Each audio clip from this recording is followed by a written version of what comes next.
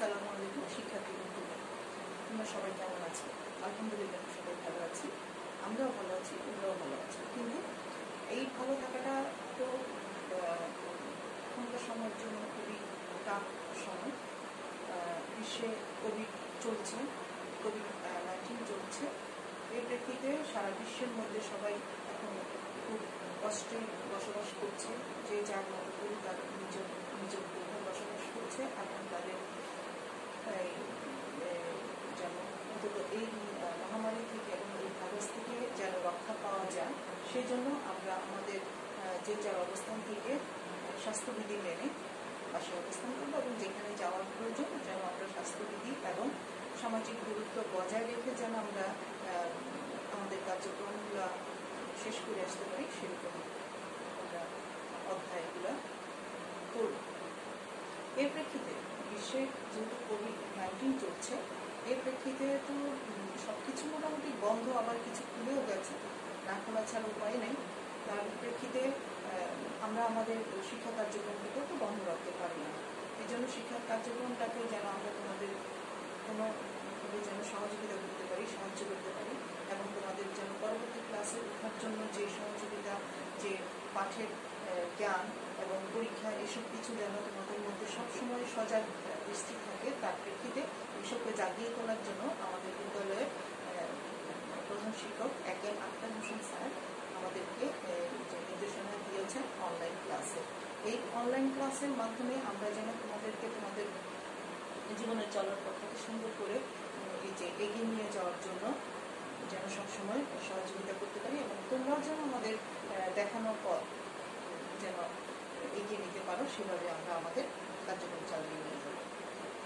আজ আমার পরিচয়, আমি ইউকিস বিল্লাহ, কুমিল্লা মডার্ন হাই স্কুল বাংলাদেশের বিশ্ব পরিচয়। এবং আজকে আমি তোমাদেরকে নিয়ে যে পাঠটা নিয়ে আলোচনা করবো, ষষ্ঠ শ্রেণীর বাংলাদেশের বিশ্ব পরিচয়ের অধ্যায় দ্বাদশ এবং বাংলাদেশ আঞ্চলিক সহযোগিতা নিয়ে আলোচনা করব। এখন আমি আমার পাঠে চলে যাব। পাঠে যাওয়ার প্রেক্ষিতে বলবো, সারা বিশ্বে এখন কোভিড-19 অবস্থান করেছে। এই অবস্থার প্রেক্ষিতে যখন কোনো দেশকে সাহায্য সহযোগিতা করার মতো উপায় থাকে না, তারপরও তারা তাদের যার যে কার্যক্রম, তারা তাদের সেভাবে কার্যক্রমগুলিকে পরিচালিত করছে এবং চালিয়ে নিয়ে যাচ্ছে। আর বাংলাদেশ ও আঞ্চলিক সহযোগিতা নিয়ে যদি আলোচনা করি, তাহলে এখন যেই বাংলাদেশ তো আমাদের দেশ, আর আঞ্চলিক সহযোগিতা হচ্ছে সারা বিশ্বের মধ্যে 200-রও বেশি দেশ আছে। তারা সবাই সবার মতো করে তাদের দেশকে পরিচালিত, দেশের প্রধানকে নিয়ে, আপাময় জনগোষ্ঠীকে নিয়ে তারা তাদের দেশকে পরিচালিত করে, এত সুন্দরভাবে নিয়ে যায়, এগিয়ে নিয়ে যায়। সেই প্রেক্ষিতে আমাদের বাংলাদেশও একটি দেশ এবং আমাদের এই বাংলাদেশ একটি স্বাধীন রাষ্ট্র। 1971 সালে মহান মুক্তিযুদ্ধের মাধ্যমে আমরা জাতির পিতা শেখ মুজিবুর রহমানের হাত ধরে আমরা একটা দেশ পেয়েছি, যার নাম হচ্ছে বাংলাদেশ। এই বাংলাদেশ এই আঞ্চলিক সহযোগিতার নামক যে সংস্থাগুলো আছে, তার মধ্যে নাম হচ্ছে জাতিসংঘ। এই জাতিসংঘ হচ্ছে এমন একটি সংস্থা যেটা কিনা সারা বিশ্বের মধ্যে যতগুলো দেশ আছে সবাইকে সহযোগিতার হাত বাড়িয়ে যেন তারা তাদের বিপদ থেকে রক্ষা পেতে পারে, মহামারী থেকে রক্ষা পেতে পারে, তাদের যেন দেশকে সুন্দরভাবে পরিচালিত করতে পারে, সব ধরনের সাহায্য এবং সহযোগিতা করে থাকে। এর প্রেক্ষিতে বাংলাদেশ 1974 সালে আমরা জাতিসংঘের যে অঙ্গ সংস্থা, এটার মধ্যে আমরা সদস্যপদ লাভ করি। তো এছাড়া জাতিসংঘ হচ্ছে একটি আঞ্চলিক সহযোগিতার মধ্যে যে দেশগুলো আছে, তার মধ্যে দেশ বা সংস্থাগুলো আছে, তার মধ্যে হচ্ছে যে জাতিসংঘ একটি, তারপর আরো আছে যেমন সার্ক, আসিয়ান, ইউ ইত্যাদি। এসব সংস্থা তাদের সদস্য রাষ্ট্রগুলোর বিভিন্ন স্বার্থ সংশ্লিষ্ট বিষয়ে যৌথভাবে কাজ করে থাকে, যা কিনা আমরা আগের ক্লাসে পড়তে পেরেছি এবং জানতে পেরেছি। আজকে আমরা তাদের যে কার্যক্রমগুলো আছে সেই সম্পর্কে জানব। শিক্ষার্থী বন্ধুরা, এবার আমি পার্ট 1 নিয়ে আলোচনা করব, যে পার্টের নাম হচ্ছে পার্ট 1 আর 2, আঞ্চলিক সহযোগিতার গুরুত্ব ও এর ক্ষেত্র। এই সম্পর্কে যদি আমাদের জানতে হয় তাহলে আমরা প্রথমে জানবো আধুনিক বিশ্বের রাষ্ট্রসমূহ একে অপরের উপর নির্ভরশীল। বিভিন্ন রাষ্ট্রের বিভিন্ন ধরনের সমস্যা থাকতে পারে। সেই সমস্যাগুলি সমাধানের জন্য এক রাষ্ট্র অপর রাষ্ট্রের প্রতি আন্তরিক সহযোগিতা এবং যে সাহায্য দুটোই কাম্য করতে পারে। এবং এই সাহায্য সহযোগিতার প্রেক্ষিতে কোনো দেশে যদি কোনো ধরনের বিদ্রোহ, কোনো ধরনের বিপদ, মহামারী, গৃহযুদ্ধ এই ধরনের কোনো বিপদ যদি এগিয়ে আসে তাহলে সেই অন্যান্য দেশসমূহের আঞ্চলিক সহযোগিতার মাধ্যমে তারা তাদের সেই বিপদসমূহকে সুন্দরভাবে কাটিয়ে নিতে পারে। এবং এইটা এককভাবে সম্ভব নয়, সেজন্য আঞ্চলিক যেই সহযোগিতার সংস্থাগুলো তারা তাদের দায়িত্বের সাথে এই কার্যক্রমগুলি পরিচালিত করে থাকে। এবার আমরা আঞ্চলিক সহযোগিতার গুরুত্ব সম্পর্কে জানলাম, এবার তার ক্ষেত্রসমূহ সম্পর্কে জানবো। শিক্ষার্থী বন্ধুরা একটু খেয়াল করো, আঞ্চলিক সহযোগিতার ক্ষেত্রগুলো হচ্ছে, প্রথম যেই ক্ষেত্রটার কথা আমরা বলবো সেটা হচ্ছে শিল্প বাণিজ্য। শিল্প বাণিজ্য হচ্ছে কোনো দেশ যখন তার দেশকে যদি খুব দ্রুত উন্নতির দিকে নিতে চায় তাহলে তাকে শিল্প বাণিজ্যের ক্ষেত্রে খুব ভালো অবদান রাখতে হবে এবং তাকে যেন ত্বরান্বিত করতে পারে। ওই দেশের অধিবাসীদেরকে নিয়ে তারা তাদের সহযোগিতা এবং তাদের শিক্ষা ব্যবস্থাকে যেন সঠিকভাবে পরিচালিত করে যদি তারা তাদের শিল্প বাণিজ্যকে দ্রুত উন্নতির দিকে নিয়ে যেতে পারে তাহলে দেখা যাবে যে সেই দেশটি দ্রুত উন্নতির দিকে এগিয়ে যাবে এবং তারা তাদের বিপদ কাটিয়ে উঠতে পারে। তারপর হচ্ছে নিরাপত্তা। অবশ্যই নিরাপত্তার দরকার আছে, কারণ একটা দেশ যখন স্বাধীন হয় তখন সে তার দেশকে সার্বিকভাবে যে সহযোগিতা দেওয়ার জন্য এবং বহিঃশত্রুর আক্রমণ থেকে যদি তারা দেশকে রক্ষা করতে চায় অবশ্যই তাদের একটা নিরাপত্তার বিষয় আছে। সেই নিরাপত্তার ব্যবস্থাটা সরকার প্রধানই করে থাকেন এবং তিনি সেটা যেন সঠিকভাবে করে নিতে পারেন, তাহলে সেই দেশের উন্নতি অতি তাড়াতাড়ি হবে। তারপর হচ্ছে জ্বালানির ব্যাপারটা হচ্ছে যে আমরা জ্বালানি অনেক অর্থে ব্যবহৃত হয়। এক নম্বর হচ্ছে রান্না বান্নার ক্ষেত্রে, যেই আমাদের দেশে তো রান্নার ক্ষেত্রে আমরা প্রাকৃতিক গ্যাসটা ব্যবহার করে থাকি। যেহেতু বিপুল পরিমাণে প্রাকৃতিক গ্যাস আমরা একটা সময় পেয়েছিলাম, কিন্তু সেটাকে আমরা সঠিকভাবে কাজে লাগাতে পারিনি। আমরা আমাদের যে অমনোযোগিতার জন্য এবং মানে আমাদের যে দৃষ্টিভঙ্গিটাকে আমরা যদি সুন্দর করে নিতে পারতাম তাহলে আমরা যে পরিমাণ গ্যাস আমরা পেয়েছিলাম সৃষ্টির প্রথমে, মানে আমাদের দেশ যখন স্বাধীন হয়েছিল তারপর, তখন যদি আমরা এই গ্যাসটাকে যদি সঠিকভাবে মূল্যায়ন করতাম এবং সঠিকভাবে যদি আমাদের মধ্যে আমরা পরিচালিত করতে পারতাম তাহলে আমরা আমাদের আজকে এই মানে মহামারী অবস্থার মধ্যে আসতে পারতাম না। মহামারী বলতে যে আমাদের যে গ্যাস গরমকালে হয়তো কিছু পরিমাণ গ্যাস থাকে, কিন্তু যখন শীত চলে আসে তখন আমরা গ্যাস পাই না।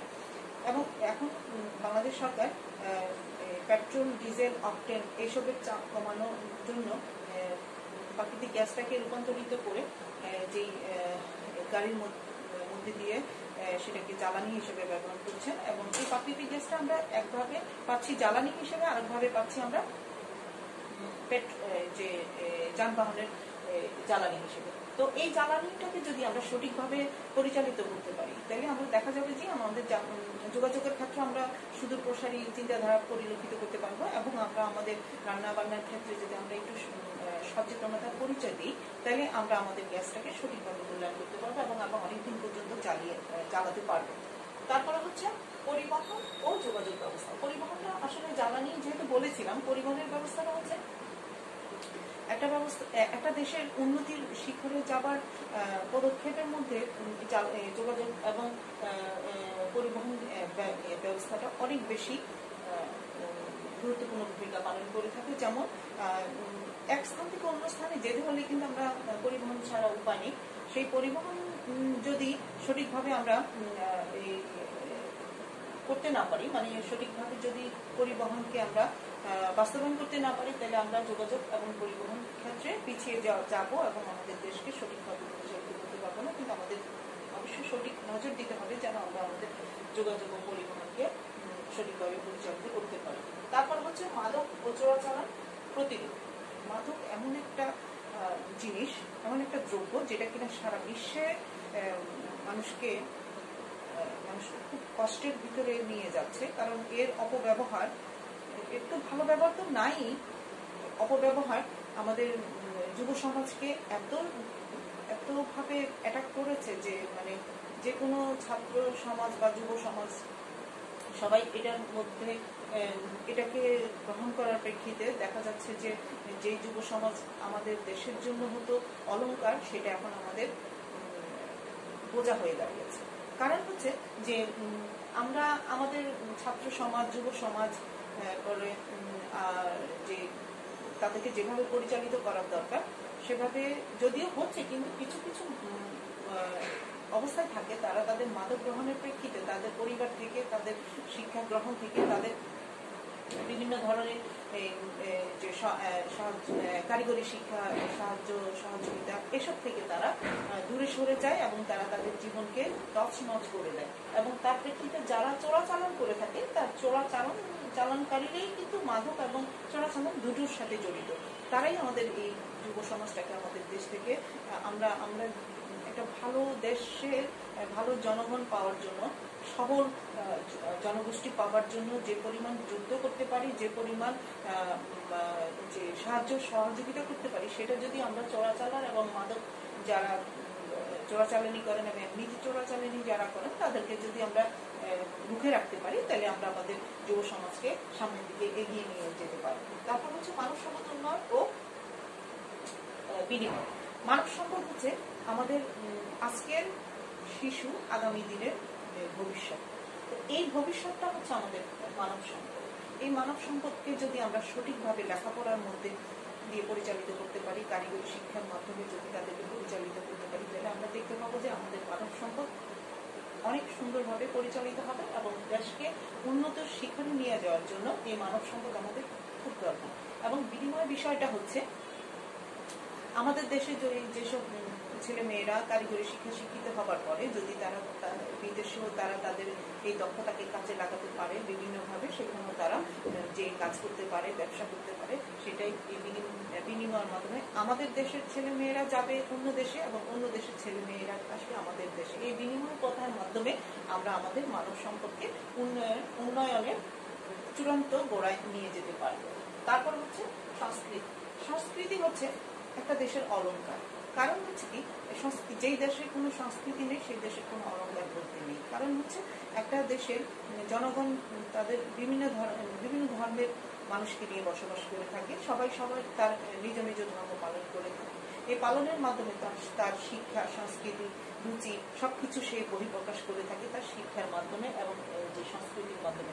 এর ফলে আমাদের দেশকে আমরা যদি সুস্থ সংস্কৃতি মানা হই, তাহলে আমরা আমাদের যে এই সংস্কৃতিকে আমরা আমাদেরকে ফলো করে অন্য দেশের মানুষগুলো তার এটাকে পুঁজি হিসেবে নিতে পারে এবং এটাকে সুন্দরভাবে পরিচালিত করতে পারে। তারপর হচ্ছে ক্রীড়া। ক্রীড়াটা হচ্ছে খেলাধুলা। খেলাধুলা তো একটা দেশের জনগণের জন্য অবশ্যই একটি গুরুত্বপূর্ণ বিষয়। কারণ হচ্ছে একটি সুস্থ অধিবাসী যদি আমরা পেতে চাই, তাহলে তাদেরকে ক্রীড়া, সে ছেলে হোক আর মেয়ে হোক, তাকে অবশ্যই খেলাধুলার মধ্যে দিয়ে শৈশবকাল তাকে খেলাধুলার মাধ্যম দিয়ে বড় হতে হবে, লেখাপড়া এগিয়ে নিতে হবে।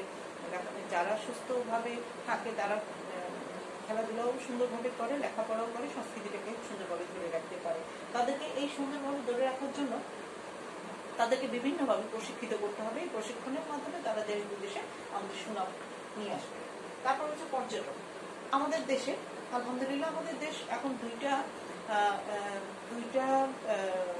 রিসোর্ট, মানে রিসোর্ট বলতে কক্সবাজার আর হচ্ছে সুন্দরবন পৃথিবীতে একটা স্থান দখল করে নিয়ে আছে। এই পর্যটন দুটোকে কেন্দ্র করে আরো অনেক পর্যটন কেন্দ্র তৈরি হয়েছে আমাদের দেশে, অনেক সুন্দর সুন্দর, এবং বিদেশিরা আমাদের দেশে অনেক পরিমাণে আসে আমাদের এই পর্যটন কেন্দ্রগুলিকে পরিদর্শন করার জন্য। আমরা আমাদের পর্যটন কেন্দ্রগুলোকে সুন্দরভাবে পরিচালিত করব এবং আবর্জনা, ধুলাবালি, ময়লা সবকিছু থেকে তাদেরকে সুন্দরভাবে রাখবো এবং বিদেশিরা যেন আমাদের পর্যটন কেন্দ্রগুলোর দিকে আকৃষ্ট হয় এবং আমরাও যেন আমাদের অর্থ সম্পদকে আমরা বিদেশের দিকে না নিয়ে আমরা যদি আমাদের দেশের যে রিসোর্টগুলো আছে বা পর্যটন কেন্দ্রগুলো আছে সেগুলোতে যদি আমরা গিয়ে বেরিয়ে আসতে পারি এবং মনের সৌন্দর্যটাকে প্রকাশ করতে পারি, তাহলে অবশ্যই আমরা আমাদের পর্যটনকে সুন্দরভাবে পরিচালিত করব। তারপর হচ্ছে জলবায়ু ও পরিবেশগত উন্নয়ন। এটা সারা বিশ্বের মধ্যে একটা মহামারী হিসেবে দেখা দিয়েছে জলবায়ু পরিবর্তনটা। কারণ হচ্ছে কি, যে এখন যেভাবে সারা বিশ্বে প্রযুক্তি নির্ভর জীবন হয়ে গেছে, তা এর প্রেক্ষিতে দেখা গেল যে প্রযুক্তি নির্ভর জীবনের জন্য মানুষের দৈনন্দিন যে জীবন যাপন প্রণালীগুলা একদম উল্টোপাল্টা হয়ে গেছে। তার প্রেক্ষিতে এই যে সবকিছু গরমের জন্য জলবায়ু পরিবর্তন হচ্ছে, এবং যে আমরা বিভিন্নভাবে এটার ঘাত প্রতিঘাত পাচ্ছি। এবং পরিবেশ উন্নয়ন, এর ফলে আমরা যেহেতু আমাদের নদী নালা খাল বিলকে আমরা ভরাট করে ফেলছি, এই ভরাট করার প্রেক্ষিতে আমরা দেখা গেল কি আমরা আমাদের জলবায়ুকে নষ্ট করে দিচ্ছি।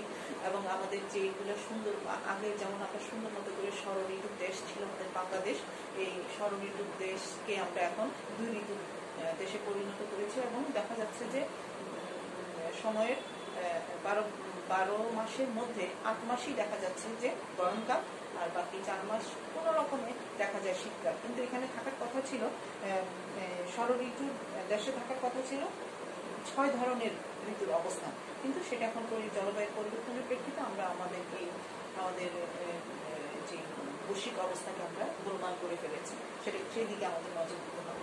কৃষি, এখন কৃষি হচ্ছে আমাদের দেশের সবচেয়ে মূল্যবান একটি সম্পদ।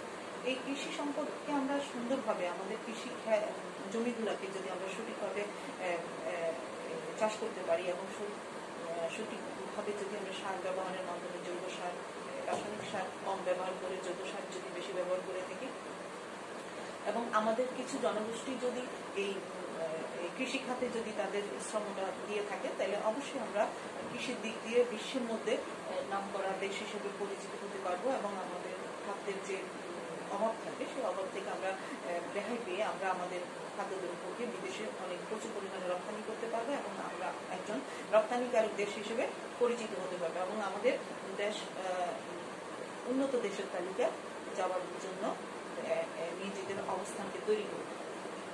তারপর হচ্ছে স্বাস্থ্য ও চিকিৎসা। স্বাস্থ্য ও চিকিৎসা, একটা দেশের সঠিক জনগণ এবং ভালো ভালো জনসম্পদ যদি পেতে হয়, তাহলে সেই জনসম্পদকে অবশ্যই শক্তিশালী হতে হবে।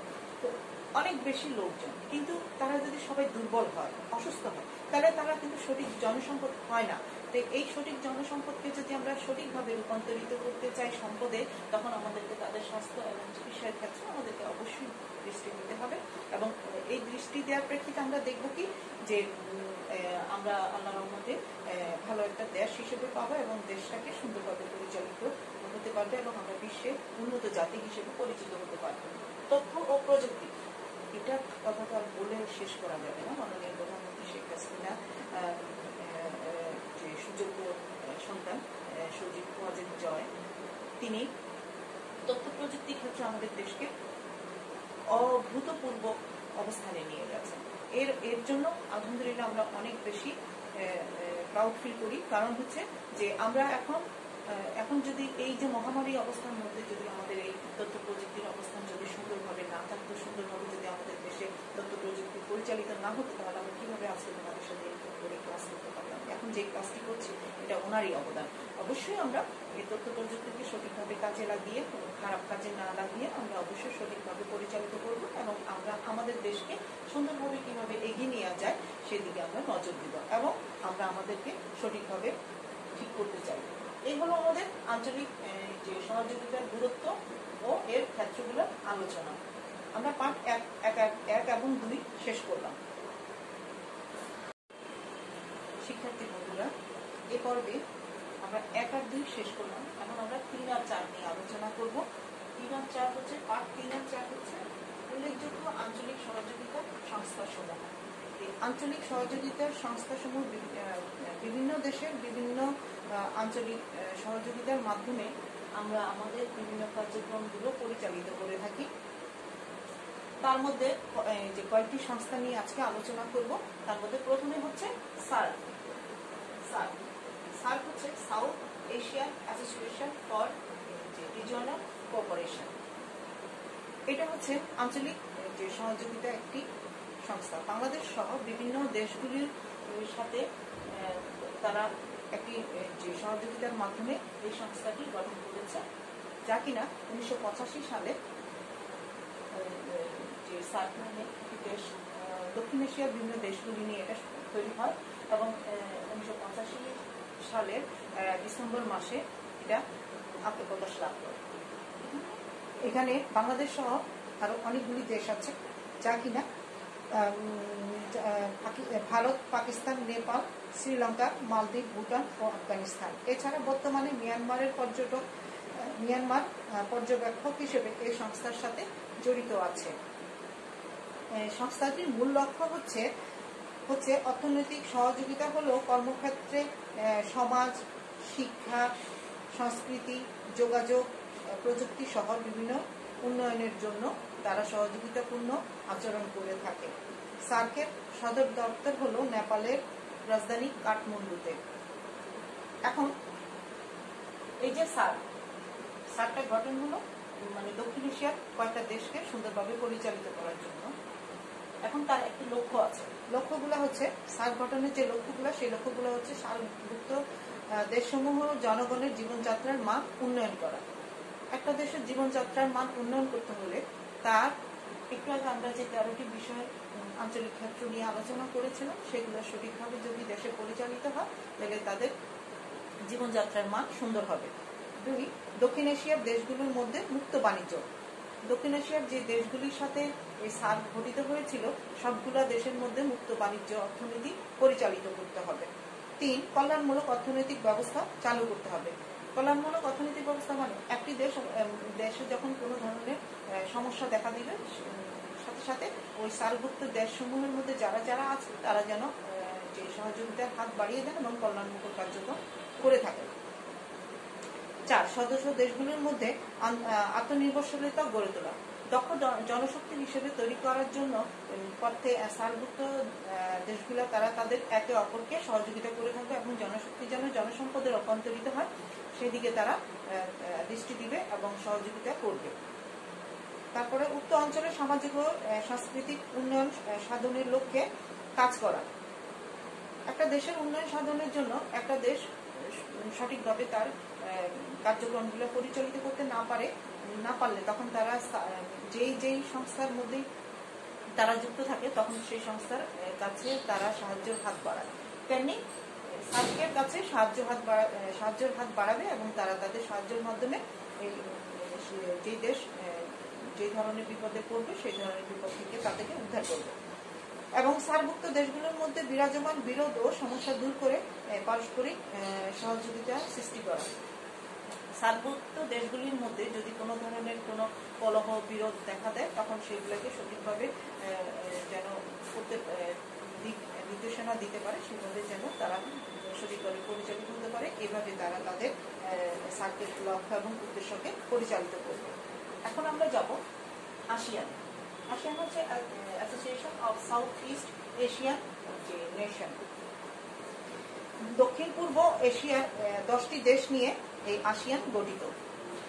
1967 সালের 8 আগস্ট আসিয়ান সৃষ্টি হয় এবং যে সংস্থাটির পুরো নামটি আমি বলেছি, association of south east Asian Nations.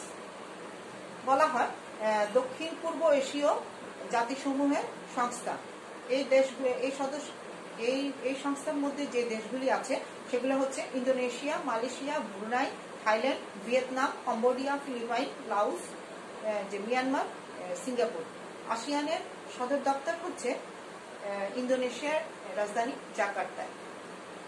এর লক্ষ্য এবং উদ্দেশ্যগুলো হচ্ছে সম্মিলিত উদ্যোগে অর্থনৈতিক উন্নয়নের লক্ষ্যে কাজ করা।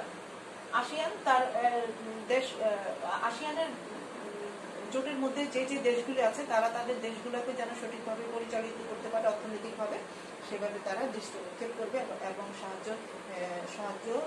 সহযোগিতা করবে। উক্ত আঞ্চলিক শান্তি ও স্থিতিশীলতা বজায় রাখা। ওইসব যে দেশগুলা নিয়ে আসিয়ান গঠিত সেই সব দেশের মধ্যে যেন শান্তি এবং শৃঙ্খলা বজায় থাকে এবং নিরাপত্তা সুন্দরভাবে থাকে সেই দিকে দৃষ্টি নিক্ষেপ করা।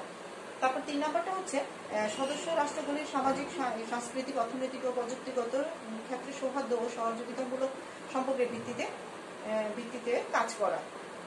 একটা দেশের সাথে আরেকটা দেশের মধ্যে পারস্পরিক সাহায্য, সহযোগিতা, সৌহার্দ্য সবকিছু যদি বিরাজ করে, তাহলে একটা দেশের সাথে আরেকটা দেশ সাহায্যের হাত বাড়ায় এবং সেই দেশ যেন তাদের অর্থনৈতিক দুর্বিষহ অবস্থা থেকে বেরিয়ে আসতে পারে, সেই জন্য তারা তাদের সঠিকভাবে জনসম্পদকে সঠিক মূল্যায়ন করে এবং সঠিকভাবে কাজ করার মতো ক্ষেত্র তৈরি করে দেয়, তাহলে তারা তাদের সহযোগিতার মাধ্যমে এগিয়ে যেতে পারে।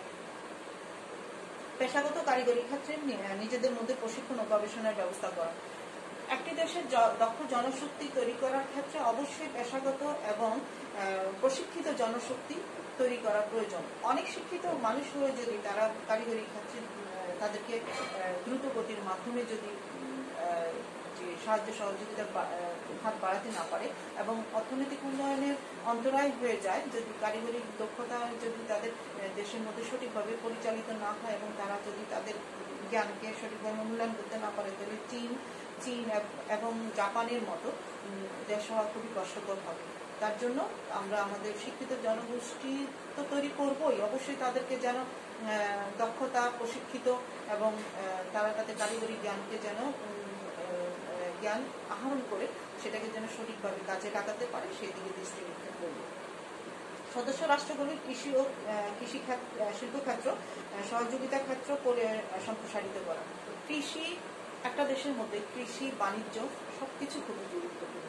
কৃষি, কোনো দেশ যদি কৃষি নির্ভর হয়ে থাকে তবে তখন তাকে অবশ্যই কৃষির ক্ষেত্রের দিকে তার দক্ষ জনগোষ্ঠীকে কাজে লাগানোর চেষ্টা করা প্রয়োজন। কারণ দক্ষ জনগোষ্ঠী যদি কৃষিক্ষেত্রে তাদের দক্ষতা অর্জন করতে পারে এবং দক্ষতা প্রসারিত করতে পারে, তাহলে তাদের যে আশু খাদ্য প্রাদুর্ভাব থেকে তারা রক্ষা পাবে এবং তারা তাদের দৈনন্দিন মানে অপুষ্টিকর জনসম্পদ থেকে রক্ষা পাবে এবং তারা তাদের খাদ্য সঠিকভাবে সরবরাহ করার পর যদি বেঁচে যাওয়া খাবারটা যেটা বাইরে তারা বিক্রি করতে পারে এবং রপ্তানি করে তারা প্রচুর বৈদেশিক মুদ্রা অর্জন করতে পারে। এগুলো আমাদের আসিয়ানের বিষয়।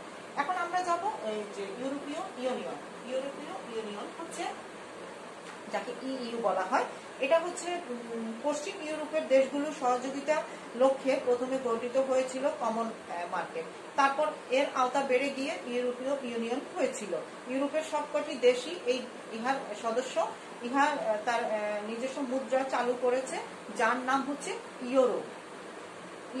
ইউরোপের সব দেশে তাদের দেশীয় মুদ্রা পাশাপাশি এই ইউরো চলে। সদস্য দেশগুলোর নাগরিকেরা আজ অবাধে এক দেশ থেকে অন্য দেশে যাতায়াত, বসবাস বা ব্যবসা বাণিজ্য ইত্যাদি করে থাকে। ইউরোপীয় ইউনিয়নের সদর দপ্তর হচ্ছে বেলজিয়ামের রাজধানী ব্রাসেলসে।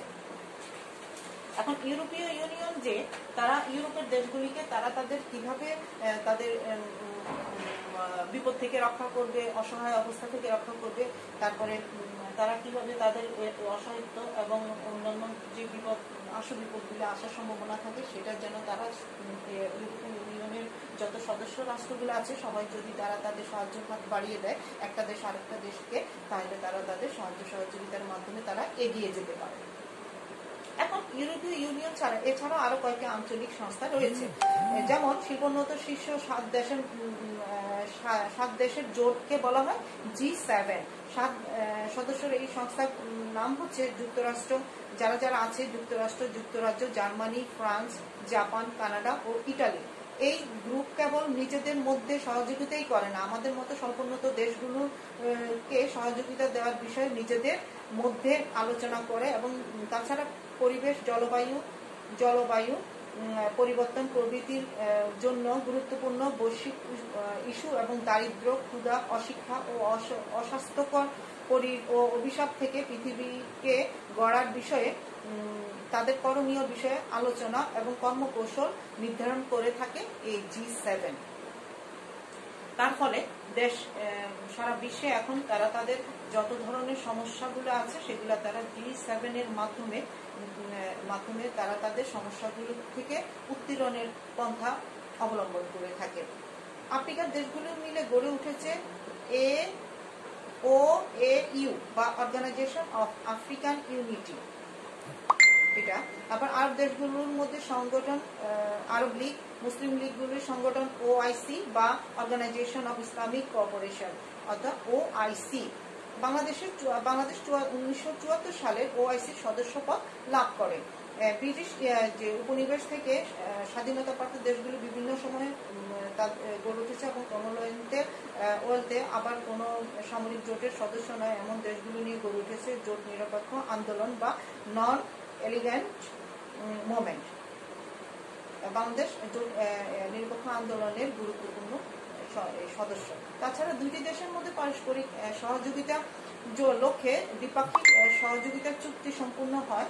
বর্তমানে এই ধরনের চুক্তি বেড়েই চলছে, কারণ সহযোগিতার ক্ষেত্রে সবচেয়ে কার্যকর হলো এই দ্বিপাক্ষিক চুক্তি, সহযোগিতার চুক্তি। দ্বিপাক্ষিক যে সহযোগিতার চুক্তিগুলোর মধ্যে, দ্বিপাক্ষিক মানে দুইটা পক্ষের মধ্যে, মানে কোনো দেশ যখন তারা তাদের সমস্যা দেখে থাকে তারা তখন আলোচনার মাধ্যমে অন্য দেশকে জানিয়ে তারা তাদের এই মানে সাহায্য সহযোগিতা এবং নীতি নির্ধারণের মাধ্যমে তারা তাদের সমস্যা থেকে উত্তরণ হতে পারে এবং এই উত্তরণের মাধ্যমে তারা তাদের দেশকে সুন্দর দিকে পরিচালিত করে এবং তাদের শিক্ষা, বাণিজ্য, কৃষি সব কিছু ক্ষেত্রে তারা এগিয়ে যায়। এইসব ক্ষেত্রে তারা তাদের সাহায্য সহযোগিতার হাত বাড়ায়। এখন আমরা এই উল্লেখযোগ্য আঞ্চলিক সহযোগিতা সংস্থা সম্পর্কে জানলাম এবং জানার পর আমরা এখান থেকে যা জানলাম আমরা এখানে অনেকগুলো ছোট প্রশ্ন আছে, ছোট প্রশ্নগুলো আমরা একটু দেখবো। এখান থেকে আমরা অনেকগুলি ছোট প্রশ্ন বের করে নিতে পারবো এবং তোমার শিক্ষার্থী বন্ধুরা তোমরা সার্কের অ্যাপ্লিকেশনটা জেনে নিবা, যে আসিয়ানের অ্যাপ্লিকেশন জেনে নিবা, ইউরোপীয় ইউনিয়নের অ্যাপ্লিকেশন জেনে নিবা, তারপর ওআইসির অ্যাপ্লিকেশন,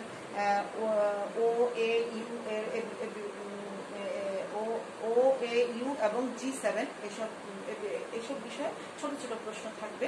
সেই ছোট প্রশ্নগুলি যেন তোমরা সহজেই রপ্ত করতে পারো এবং পরীক্ষার হলে যেন সহজেই দিতে পারো সেই দিকে তোমরা নজর দিবে। এই পাঠ থেকে আমি আমার এখন এই পাঠটা শেষ করে ফেললাম এবং এই পাঠ থেকে আমরা যা কিছু জানতে পারলাম, শিক্ষার্থী বন্ধুরা এখন তোমরা একটু দয়া করে একটা খাতা কলম নিয়ে বসো। আমি কিছু এই পাঠ থেকে আমরা যা যা জানলাম সে সম্পর্কে একটু আলোচনা করব। আলোচনাটা হচ্ছে আমরা বলতে পারি যে আঞ্চলিক সহযোগিতা কি, এটার সম্পর্কে আমরা জানতে পারছি এবং আঞ্চলিক সহযোগিতা কেন প্রয়োজন এটা সম্পর্কে জানতে পারলাম এবং আমাদের দেশ কয়টি আঞ্চলিক সহযোগিতা সাথে জড়িত আছে এই একটা প্রশ্ন। আর হচ্ছে যে আমরা যেসব আঞ্চলিক সহযোগিতার মাধ্যমে আমরা আমাদের দেশকে বিভিন্ন রকমের সমস্যা থেকে উত্তরণ করতে পারি সেই সম্পর্কে আমরা জেনে নিয়েছি এবং আমরা আরো বিশদভাবে আলোচনা করে আরো আলোচনা জেনে নিব। এর মধ্যে যদি তোমরা কোনো ধরনের সমস্যা দেখে থাকো তাহলে তোমরা একটু ভালো করে পড়ে নিয়ে ছোট প্রশ্নগুলি জেনে নিবা।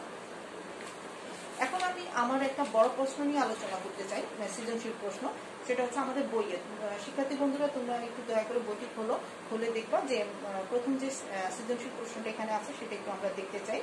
সৃজনশীল প্রশ্নটার নাম হচ্ছে রাহাতের নেপালি বন্ধু গোমেজ, ঢাকা বিশ্ববিদ্যালয়ের ছাত্র। রাহাত বাংলাদেশ সরকারের একটি সাংস্কৃতিক প্রতিনিধি দলের সদস্য হয়ে নেপালের শিল্পকলা একাডেমিতে গান পরিবেশন করেন। রাহাত নেপালে অবস্থানকালে গোমেজের বাড়িতে বেড়াতে যায়।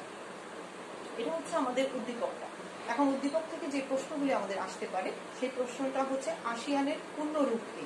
শিক্ষার্থী বন্ধুরা আমরা একটু খেয়াল করবো, আসিয়ানের পূর্ণ রূপ হচ্ছে এশিয়ান যে association of south east Asian যে নেশনস। আমরা এটা লিখে দিব, এটা লিখে দিলে আমরা চাইতে 1 নম্বর পেয়ে যাব। এখন হচ্ছে খ নাম্বারটা হচ্ছে দ্বিপাক্ষিক চুক্তি বলতে কি বোঝায়। আমি একটু আগে আলোচনা করেছিলাম এটা নিয়ে। দ্বিপাক্ষিক চুক্তি হচ্ছে আমরা যে কয়টি দেশের সাথে আছি, সংস্থার সাথে আছি, আঞ্চলিক যে সহযোগিতা সংস্থা, সেই সংস্থাগুলোর মধ্যে যে কোনো একটি দেশ যদি আমাদের জন্য সাহায্য এবং সহযোগিতার হাত বাড়িয়ে দেয় এবং বিভিন্ন আলোচনার মধ্যে বিভিন্ন অর্থনৈতিক সাপোর্ট মানে সহযোগিতার মাধ্যমে অথবা কোনো কারিগরি কৌশল প্রদর্শনের মাধ্যমে অথবা তথ্য প্রযুক্তি যে প্রশিক্ষণের মাধ্যমে, এইসব প্রশিক্ষণের মাধ্যমে যদি তারা আমাদের সাহায্য সহযোগিতা করে থাকে এই ধরনের এইগুলাকেই দ্বিপাক্ষিক চুক্তি বলা হয়ে থাকে। এবং এই ধরনের ক্ষেত্রে যে চুক্তিটি হয়ে থাকে তাই হচ্ছে দ্বিপাক্ষিক চুক্তি।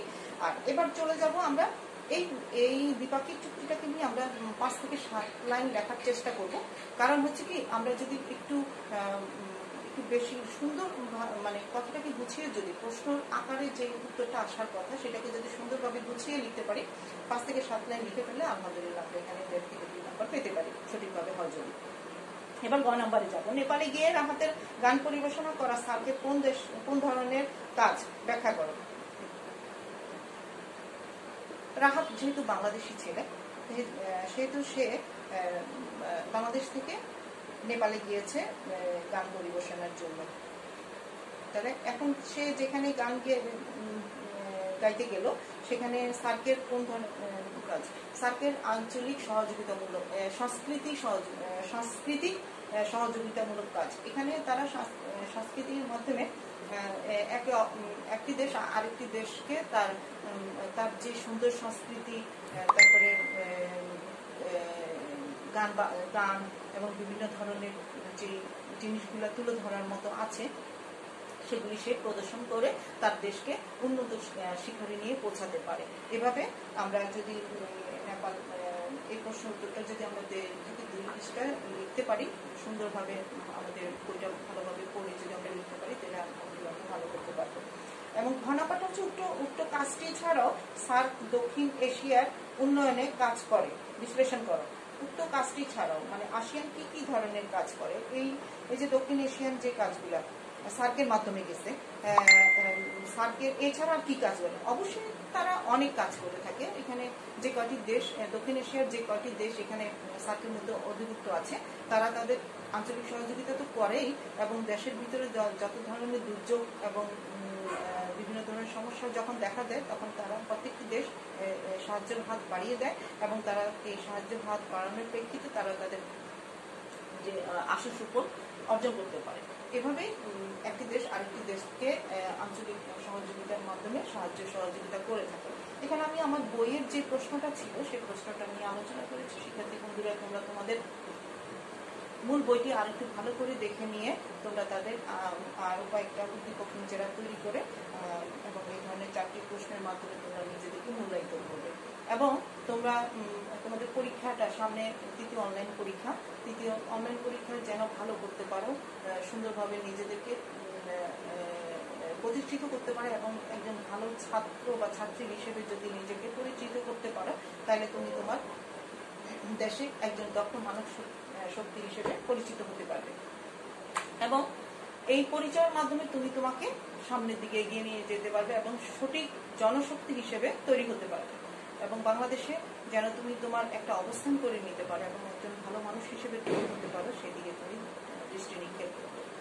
আর শিক্ষার্থী বন্ধুরা, আমরা আজকে এই দ্বাদশ অধ্যায় সম্পর্কে আলোচনা শেষ করলাম, এবং বাংলাদেশেও আঞ্চলিক যে সহযোগিতা সম্পর্কে।